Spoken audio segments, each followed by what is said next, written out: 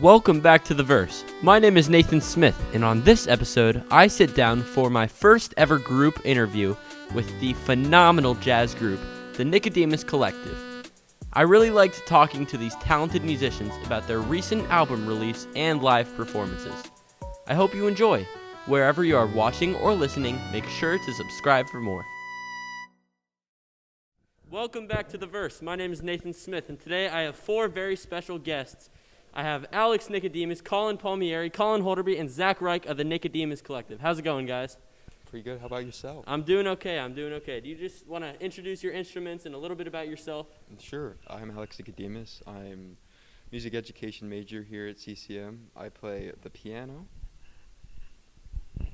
My name is Colin Palmieri. I'm the alto saxophonist for the Nicodemus Collective, and I'm majoring in music ed and jazz studies at CCM. Howdy, y'all. I'm Colin Holderby. My major is jazz studies, and I am the drummer for the Nicodemus Collective. Hello. I'm Zachary Reich. I'm the bassist for the Nicodemus Collective, and I'm a current major in classical bass, soon to be a major in commercial music production. Very interesting. So, starting with Zach, tell me a little bit about your background in music. I started playing piano when I was 6. Still been trying to keep up with that. But then about 3.5 years ago, I started playing upright bass. Flashback before that, I was just sort of playing around with my dad's little, bass that he had, and just sort of familiarizing myself with that throughout the years. I can't really pinpoint when I started doing that, but somewhere down the line, I got my own little bass, and then I transitioned to upright a couple years later, my sophomore year of high school, and then and here I am, and yeah. Awesome. All right, let's hear from Colin now. Hello. So I've been singing since 4th or 5th grade. I did a lot of choir. But I didn't start playing drums until 8th grade, which was chill. And then I got my first drum set Christmas of 8th grade, and I've been playing drums ever since. So yeah. Awesome. All right, Colin, what you got? Yeah, this is stuff I didn't even know about these guys, so this is cool. But I started playing saxophone. Well, actually, before that, my first instrument was piano. I started in 3rd grade, so that was kind of my main thing. A lot of people in my family play piano. My grandpa has always been a really good pianist, never took any lessons, same with my dad, so I ended up taking lessons, so no, I'm better than them, but and then I started alto sax in 5th grade. My dad also plays alto sax, and so does my grandpa, so you can kind of see it runs in the family, but family for sure. So up through middle school, I was in the jazz bands and everything. Got really kind of into playing piano and accompanying myself on piano and vocals. So that was kind of something that I was into throughout middle school. Kind of got me out of my comfort zone, performing for talent shows at my local middle school. Then through high school, I was in band, marching band, jazz band, and I've played clarinet, starting to play flute with Professor Bailey here, and I played oboe my last 2 years of high school in concert band. So Nice, that's where I am right now. Yeah. All right, Alex, how about you? So yeah, I guess my musical journey starts with my mom, who actually went here for musical theater for a bit. Oh, nice. And she was an opera singer for a while. But she was really the only musical star in my family. I took up piano around 7 because my grandparents had a piano at their house. I didn't really get super serious until I was maybe 13, which is when I started to really dive into the classical music. So I thought going here I was going to be classical music all 4 years. I had been accepted into the Jacob School of Music summer program, but I wasn't able to go because reasons. So kind of here though, it's kind of sad to say that it kind of lost the passion for classical music. It's still there, but it's not as strong as how much I like jazz now. Being surrounded by so many people who play jazz. So out of all these guys, I've definitely been playing jazz the least, and it definitely motivates me to practice, I think, though, because just knowing that I have so much to learn. And it's nice, though. The nice thing about being so new is that it feels like I can make progress every week, because like with classical music, it just like felt like I wasn't making any progress at all. But I do not regret the switch. I'm glad where I am now. Yeah, I mean, I've definitely seen that progression for you, and it seems like that jazz motivation has really gone a long way, because, I mean, you guys are absolutely fantastic. So how about Colin, you can answer this one. How did this group of 4 very different personalities, all musical people, but 4 very different personalities, how did you guys come together? Well, I mean, if I remember correctly, it was kind of just that Alex had written some tunes that he kind of wanted us to play through. I wasn't even aware that we were trying to make this kind of like a group, at the beginning. So I showed up to just kind of like play Alex's tunes, kind of have a good time, jamming and stuff.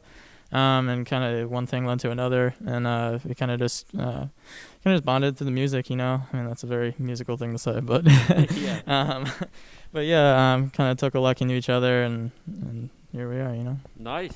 So are you guys all friends outside the group? I mean, yeah, we're all, so I guess me, Alex, and Colin are in the jazz studies program. Mm-hmm. Alex with the late transition, but yeah, same thing. And then me and Alex are both, and with you, are in the music ed program. Mm-hmm. So yeah, we've all kind of known each other before this group, except Zach. I didn't know Zach before, but we're good friends now. Okay. So how about for Colin Holderby? So how often do you guys rehearse, and what does a typical rehearsal look like for you guys? Okay, so this is it changes depending on what we're doing. We're a very situational group, I would say.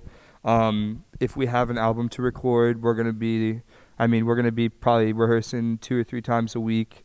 And if we have a gig coming up, I mean, for this past gig we rehearsed, I'd say I think it was like twice a week what we got. I mean, we got 2 or 3 rehearsals in before the gig, but yeah, I mean, it's just kind of situational. But I think we're going to be starting up a once a week thing, just kind of casual. And that, I mean, that's how the rehearsals are. They're very casual. Like we don't really show up like expecting everything to be perfect and tight. We just kind of roll up. We figure out a lot of stuff at rehearsal. So we talk about the tunes. We change things here and there, and everybody has like an equal opinion on how the song's going to go. So yeah. Awesome. So this question can go for anyone, but tell me about your most recent album, which was phenomenal, by the way. Tell me about how the production of this kind of looked like. Anyone can answer this one. You got it. I mean, I can talk about it a little bit, and I can always pass it off. But yeah, so this first album, Wish I Could Tell You. So for starters, three of the songs are originals, written by ours truly, Alex Nicodemus, and then 2 of them are covers, Footprints and Impressions.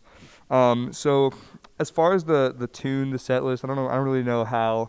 I think that was Alex's kind of genius as far as picking what went on the album and the order and stuff. But as far as the actual recording session went, we talked to one of the senior engineers. We reached out to him in the commercial music production program, and we said, "Hello, could you help us record this?" And he said yes. So he had a couple friends help him, and they kind of handled everything production-wise. We just had to play and be tight. So that's, I mean, yeah. I'm gonna pass off to Alex. So what made you guys realize that you wanted to put all this work into an album on Spotify, on a bunch of different platforms? Good question. I think at the end of the day, we got out of the studio. We were like, yes. We did a good job. It just felt right. It did. It was like, and you know what? When I got out of the studio, I was like, that's probably the most meaningful thing I've ever done with music in my life. Mm-hmm. Because like I have a whole album now. People are listening to it. People enjoy it. It's like I feel so much more ingrained in music right now. Playing with people as a classical pianist, that didn't happen. It was just me, and yeah. It was so. The best part about starting jazz is that I can actually play with like people, and like as a classical musician, that's just. I mean, you can play in like trios, like piano trios and stuff, but it's just not the same. Mm-hmm. It's not as casual. It Like seems jazz is like you can just vibe so much more with jazz. Because like one thing about classical music is the rules, like the etiquette. Like people will like. One of my favorite pianists in classical is like Lang Lang, but people don't like him because of how much fun he looks like he's having. It's like it's a completely different world, and like. Yeah, it's just like being back to the original roots of the question. It's just like I think we were happy ultimately with how the album went, and we were all really proud of what we made. And so yeah. So this question's for you directly, Alex. So as someone who composes a lot of music, I know you've mentioned a little bit of classical here and there, but as well as this album, how do these pieces, these melodies and chord progressions, how do they come to your mind? Okay, so most of them are just by pure luck. Sometimes I'll play something that I'll play like the original melody to Riata, like the A part, like not the bridge. By the way, I'm not the biggest fan of the bridge. It's like, you heard it here first. It's like every guy who writes music eventually just like gets sick of hearing something they wrote, and it's just like the bridge. But I do like the A section. The A section came from back when I was a classical musician, and like as a I guess composer, it's just like you write something and you're just like, I don't like that, and you put it away, and then you play some more, and then like it's weird because my opinion of what I've written changes over time. It's like, that sounds too cheesy, and then like a couple months later it's be like, wait, I'm overthinking this. This is actually pretty good. And then sometimes it'll be the opposite. Sometimes it'll be like, oh, this is great, and then a few months later, like with Riata, it'll be like, this is not good. I'm so ashamed of this. But back to like the root again. How it comes to mind is like it's just pure chance. It's honestly, sometimes there's a fragment, and it really depends also how much time you spend on composing, how many different like variations of a melody you're writing like turn out. Sometimes something good comes up. Sometimes you hear something like sometimes what happens when I'm listening to something, the music will go completely different way from what I expected. So I hear something else in my head, so I can write that down. And I've done that for a couple compositions. Like I'll be listening to like some jazz solo, and they take a completely different, like instead of going up, they'll go down. But the nice thing about that is like the distinction between those melodies is so clear in my head that I can imitate it, I guess. So yeah, that's one way to do it. But really, it's just noodling on the piano, and eventually something good will come up. And yeah, that's how I think it really works. Yeah. For me, at least. I'd love to hear something. So would you like to introduce a piece that you guys will be playing? Yes, we will be playing one of the originals on the album entitled Walk. It's my personal favorite. Also by pure chance. It was just luck. And actually, Walk was written over the span of one night. And so, yeah, it's a really nice tune. I hope you enjoy. So tell me a little bit about this piece. This piece, so the only melody that I had going into the entire piece, I built it all off of like, I had the momentum of just the 4 first notes and the chord. Originally, the second chord, which is, I'm going to be a little technical, I guess, which was like an A diminished. It's now an F sus. Mm-hmm. And that was Zach's decision to make, which was actually a way better choice than what I had. But those were the only 2 chords I had, and those only 4 notes of the melody. And then just over the course of the night, it's like I was staying up till 3, like having these ideas, like trying different things out, just coming into my head. And that's really how it came to be. Is just like, it was just meant to happen. Sometimes that happens. Sometimes you have like these droughts of like 5 months, you can't think of anything, and then like just 3 hours, you write an entire tune.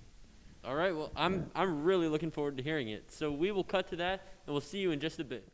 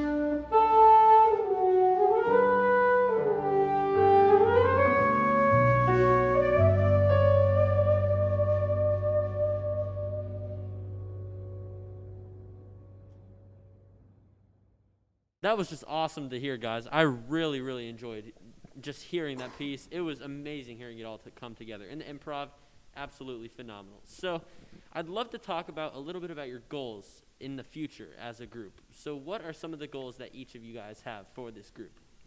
Write more music, play more music, get gigs, get money. I'd love to hear from everyone, so you can just I mean, pass it down. that's the way I'll put it. But I'm sure you guys have some more deeper meanings. Yeah, well, for me, it's kind of just, I mean, Alex was talking about a drought. I guess I had a kind of different kind of drought of just like, I'm sure we've all experienced this, not being able to play with people for a long period of time through a COVID situation and everything. So it's been really nice getting to jam with these guys all the time. And yeah, so I mean, I'm just trying to grow as an improviser, as a player, as a musician, you know. And I think these guys are pushing me to do that. So, yeah. For sure. Well, we're definitely gonna record a lot of albums in the future.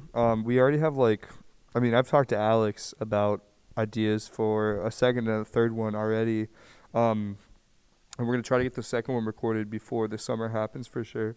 But yeah, I mean, I think one thing that's very important to me is just like having like a footprint, just like out there, especially in the musical scene. Like as a musician, I've always just like, I mean, I've been playing with people for a long time, but I've played a lot of live shows and jammed a lot in my basement. But it's just like really important to record your stuff, because you're never gonna know like whether I'm like 45 and I have a family and I want to show my kids the stuff from like back when I was like 18, whether it's that or whether I mean, there's a very small chance that this will happen, but whether all of like one of us or all of us ends up like doing something in the musical world and we're like, I don't know, like Alex could be a big name one day, and then like it's just going to be very nice to have like such an early album from like freshman year of college, you know, and just have this stuff.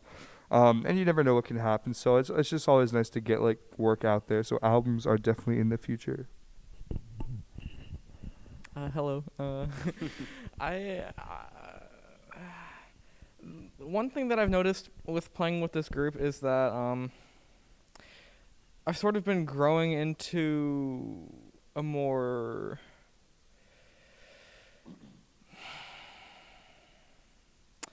realized version of myself and my own playing.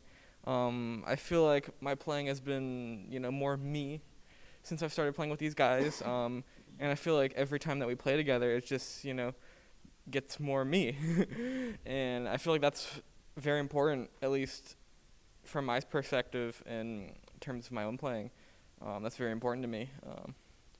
And I'm just very excited to, see, where that kind of goes and how, my playing evolves and how, gets refined more and more, the more I play with these guys, and how, I see them grow and evolve, and, how we all play off each other, and it's very interesting to see where that all goes, Yeah.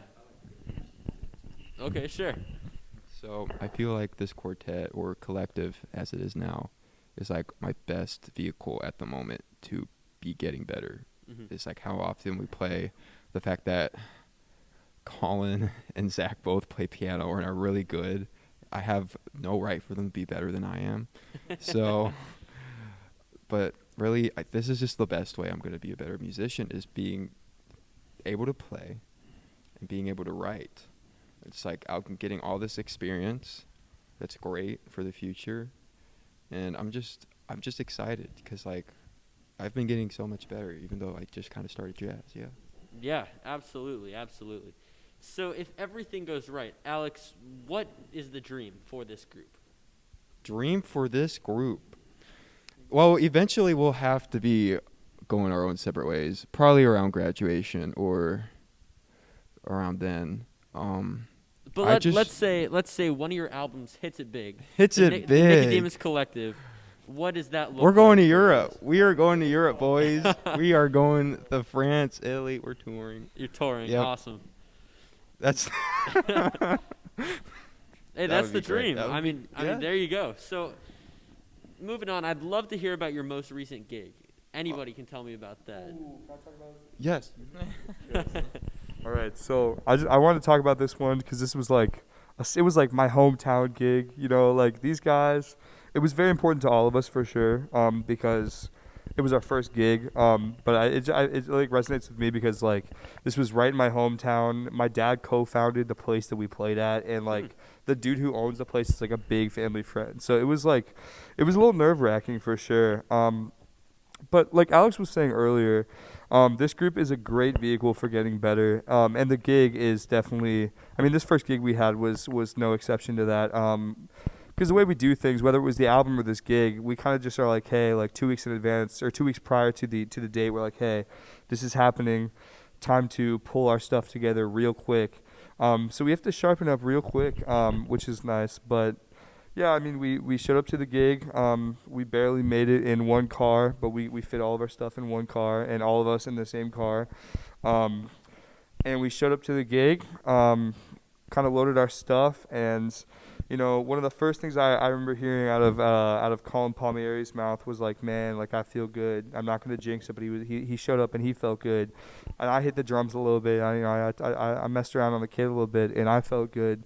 And so that's always a good sign, you know. Like we sit down on your instrument and you pick up your sticks or you put your fingers to the keys or whatever of the saxophone, and it feels smooth and natural. So it was it was a comfortable gig. It was a relaxed gig. We didn't really, nothing really went wrong, I would say. And we got free food. We got paid well. We got to see plenty of people. Plenty of people showed up. And we got a professional recording of the gig, which I think is the gift that keeps on giving because I have watched it many times. But yes, would anybody else like to join? Yeah, I think one of the things that I love about gigging is kind of just sharing the music with people. 'Cause you know, jazz isn't the most popular genre these days, but I think it's cool to kind of take something that we're all very familiar with and very like in depth with, and kind of give that to people who don't really experience that a lot. Because I know for me, a lot of my friends don't listen to jazz as a lot of people do, but I think that getting people that experience and giving them something that's kind of like out of their comfort zone is a cool thing. And especially with live music in this era, you know, with it kind of being closed off for a lot of venues and everything. I think getting that opportunity out to people, I know I've heard from a lot of people, they're like, oh, we have to come see you play. Like, that'd be really cool. So that opportunity for us and for them is a really cool thing for me. Yeah. So what's the future of gigging look like for this group? Well, we have a lineup is in the works for playing pretty frequently at Big Ash Brewing, which is where the last gig was. So we really liked it there. They really liked having us. So hopefully we'll be back there pretty soon. And I mean, as for everything else, it's kind of just like take what we can get. I mean, we obviously love playing with each other. So anything we can get, anything we have time for. You know, we got to keep up with school, but gigging's, I think, is really important to all of us. Oh, it's definitely super important, and it's really amazing to hear all you guys perform together. So after the pandemic, this can go to Alex. After the pandemic, what's in store for the Nicodemus Collective? Whew, definitely everything will be easier. Definitely rehearsals, definitely gigging. I feel like gigging will just open up so much. And for me, I think that'll be personally, I think maybe I haven't talked with the guys yet, but I would love to play some kind of jazz musical where the music is partly improvised and see how that could work. And with theaters up running again, I feel like that could be a thing. That would be super new. That would be cool. It's hard, and I haven't even talked to them about this. This is the first time they're hearing about it, but it's just an idea. Yes, hello. Yes, I have many crazy ideas. I'm sure none of them will, unless maybe some of them will. They'll be on board with it. If the theater thing doesn't work out, I'm sure the gigs will still be coming in steadily. Everything will just be so much easier. I can't wait for that to happen again. Mm-hmm. Yeah, neither can I. I'm so excited for a little bit more normalcy in our world. So one more question that I like to ask all my guests when they come on the verse. Each and every one of you guys can answer this. So when you're gone, what do you want your legacy to be? It can be as a group, as an individual. I'd just love to hear each of your answers. I think we could start with individuals, and maybe if we want to do it as a group. I just want to be like just someone who, like an educator who had an impact to his students, really. Like, okay, cool, had some good gigs, maybe even got famous. That's not gonna happen. But I just want, on a deep personal level, it would be more meaningful for me to be a good musician locally and like in a community way. I think that's a lot more meaningful and a lot more tight knit. So yeah. Yeah. All right, Colin. Yeah, playing off of Alex's good musician, I think I'd rather be a good musician and be a great human being. I think that's the main goal for me in life, is kind of just to support those around me, kind of be the best person that I can make myself out to be. And playing music makes me happy, makes the other people around me happy, so that comes along the way. And like Alex said, I'm in music ed, so I wanna be that teacher that makes an impact and who gets remembered for it, you know. For sure. All right, Colin. Yeah, I think legacy is very important to me, for sure. And I think all of us can relate to this. Just like growing up with our instrument and trying to get better. One of the biggest things that I think helps people is like finding somebody that you think is insane at your instrument, finding somebody that you like look up to and like just kind of like almost like worship, you know. Like, I'm not saying idolize people, but like just like finding somebody like that, and just wanting to be them and wanting to play like them has helped me so much as a drummer. And it's just such a cool dynamic to think that there can be a regular person, like my favorite drummer of all time is probably Larnell Lewis. He's a drummer for Snarky Puppy. And he's like, I've like talked to him before over video chat. And he's just like a normal dude from Canada, you know. He went to like a music school just like me and stuff like that. He's just a normal dude. But like to think that I'm some kid from Ohio that sits in my basement and like watches all of his videos and worships his playing is just like so insane to me when he's just like a normal guy. So I think that is very important to me. And as far as like scale wise, like I don't know, like I think the easiest way to do it would be on like to be like a big drummer for like a huge group, you know, and just like and be really good and be inspiring, you know. So that's, I guess that is the goal, is for one day for there to be some kid out there who's about to go into music school and, you know, his favorite drummer is like Colin Holderby, and I don't have to be his favorite drummer, but just to like be able to inspire him and like have me be one of the guys that like makes him want to continue playing. You know, that's the dream right there. So Mm-hmm. yeah. My legacy. Well, I've heard a lot of the guys talk about, you know, music and like how it'll like, you know, have a part in their legacy. I kind of liked what Colin Palmieri said, you know, about how he wants to be, you know, a good person, you know, first. And at the end of the day, music is, you know, honestly a very small part of my life. You know, jazz, an even smaller part of that. And the bigger part of my life is just, you know, finding, you know, people that make me happy and, you know, sticking with them and, you know, making a good impact on them. And, you know, I feel like my legacy would be, you know, how much I cherished my loved ones and, you know, I want to start a family and, yeah, you know, just all of that. And,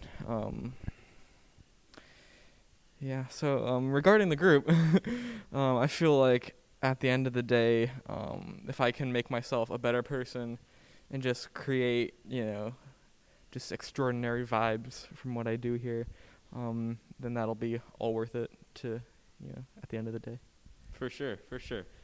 Well, thank you guys so much for coming on The Verse. I really appreciate each and every one of you talking, getting some very, very deep conversations with you guys. So would you guys each like to shout out maybe some social media accounts and maybe your group account as well?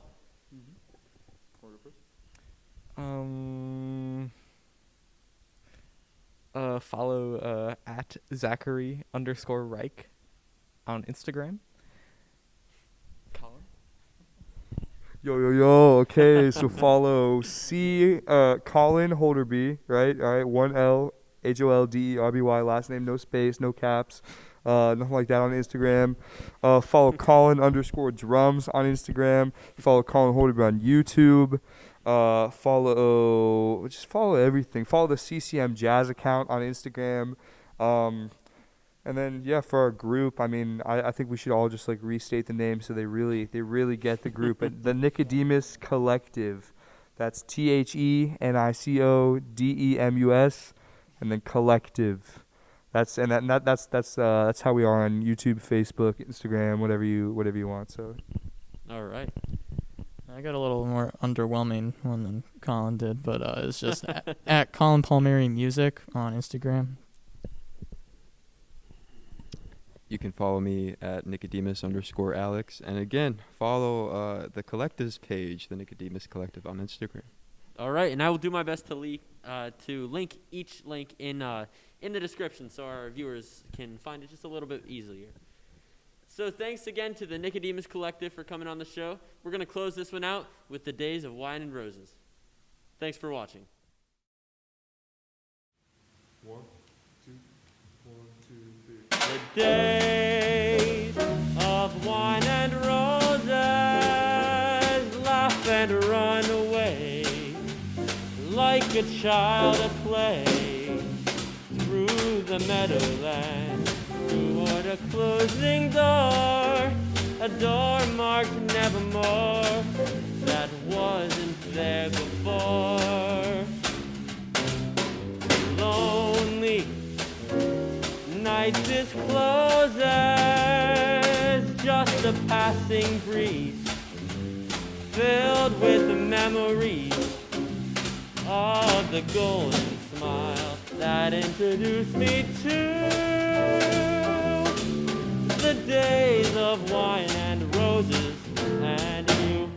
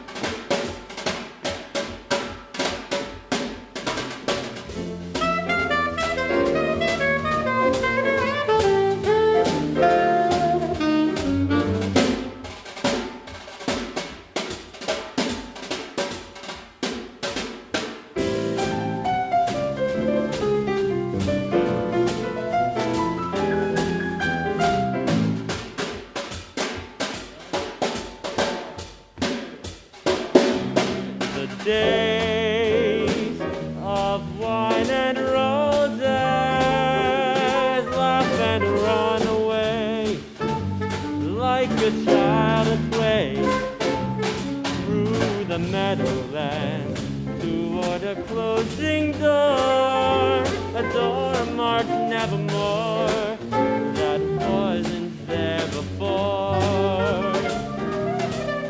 The lonely night discloses just a passing breeze filled with the memories of that golden smile that introduced me to the days of wine and roses, the days of wine and roses, the days of wine and roses, and you. Awesome.